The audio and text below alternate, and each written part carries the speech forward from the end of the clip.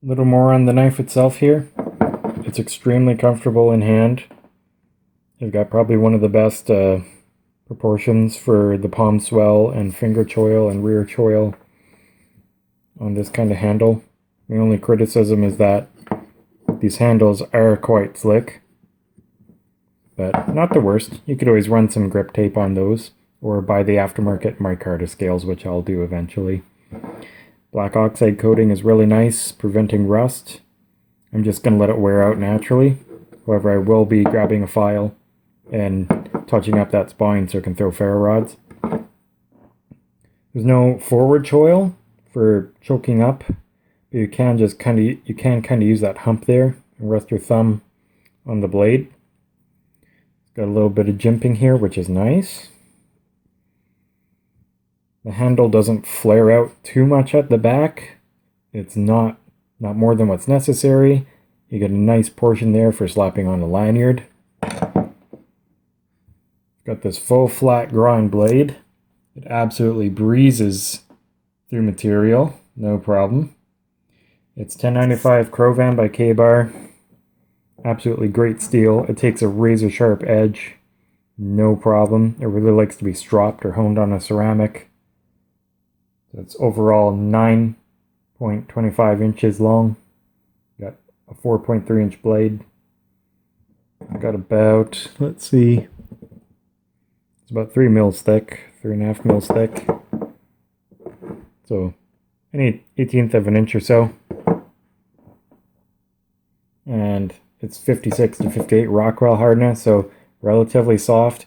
But that's nice because in the field you can easily sharpen it with a pocket sharpener or say your Leatherman Wave.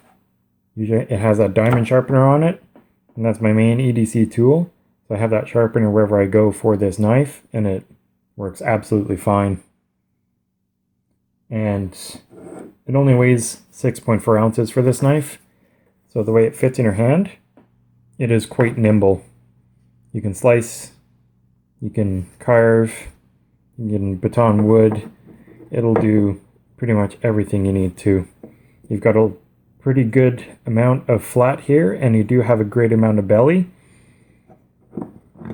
For hunters out there, you got a really safe drop point here when you're skinning open the belly of your animal. I'm just going to give it a quick size comparison to the Tops Dragonfly. They're pretty much on par. I don't know per se which one I'd rather keep. I just much prefer Scandi Grind, so I'd probably go with the Tops Dragonfly, although there's absolutely nothing wrong with this, and it's in a much lighter package for the same size blade that you're getting. But if you're more for, say, game processing, or more for a general all-around camp knife, the BK16 should probably be the way to go. Although, if you want a very compact survival knife, and specifically bushcrafting, Dragonfly may be the way to go for you. And here is a comparison to the Spyderco Parallel 32. So, pretty sizable. That's a big folding knife. When I first received this knife, it was actually quite a bit bigger than what I first expected it to be. Overall, I'd say it's a 9 out of 10. The only disappointment I'd say is actually the slick handles, I'd say. And here it is just quickly attached on the Condor tube by Maxpedition. Just a little bit of running through the molle webs here on the backpack. I've got this top buckle strap through the belt loop. And I'm probably one of only the few reviewers that actually like these kind of sheaths. I would much prefer, however, if I was carrying this as a main blade, a Kydex or leather sheath for the knife itself. But I like the color coordination, the two-tone. It matches the Condor too. It fits perfectly. It's got the pouch here for either multi-tool or mini survival kit. So this is probably the one knife I'm actually going to on purpose leave on my pack for my car emergency kit, or this is my kind of grab and go kit for hiking or emergencies or even everyday carry pretty much. Sheath is also ambidextrous, like you can put it left or right side. That's the belt, and that's the sheath on the belt for the BK16. Draws out really nice. Obviously options of multiple lashings, 1 or 2, and there's even grommets here, so you can have a 3rd attachment if you want. Inside the little pouch, there's that mini lighter, piece of fat wood,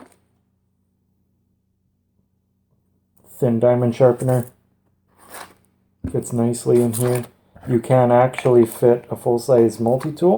Here, I'll show you even. Got something like a Leatherman Wave.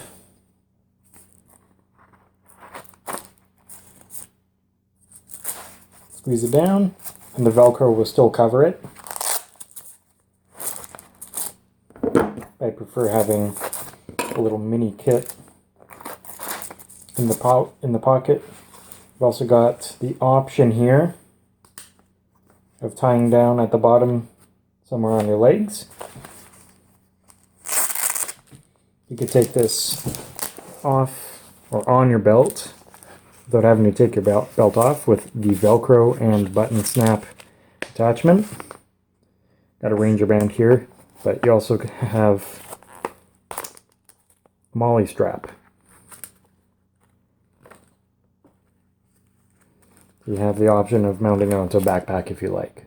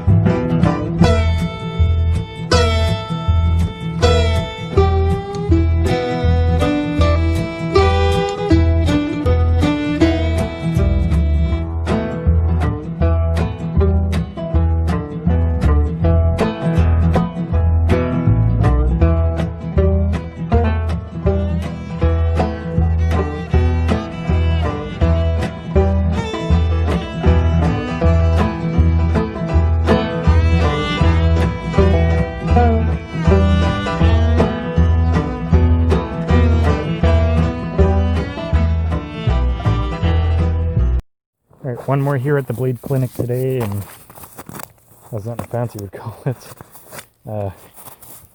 One of the top hunting knives, survival knives, outdoor knives, a BECKER BK16, full flat grind, 1095, 4.5 inch. I'm gonna put it through one of these mini monster logs here.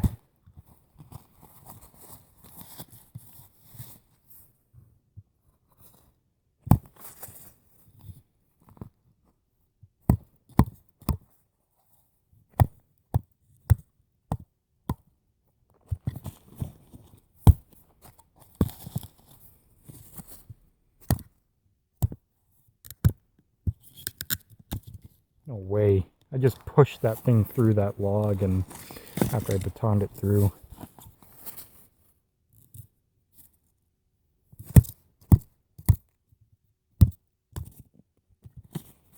Full flat grind on this guy. I hear there was a rare run where there were saber grind, but that's for the BK17 if you want one with a clip point instead of this drop point blade.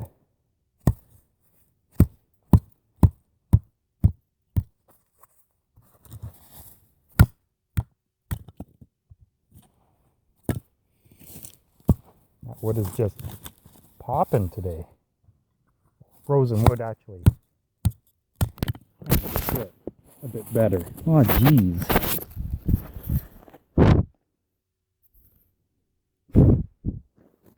Jeez Louise.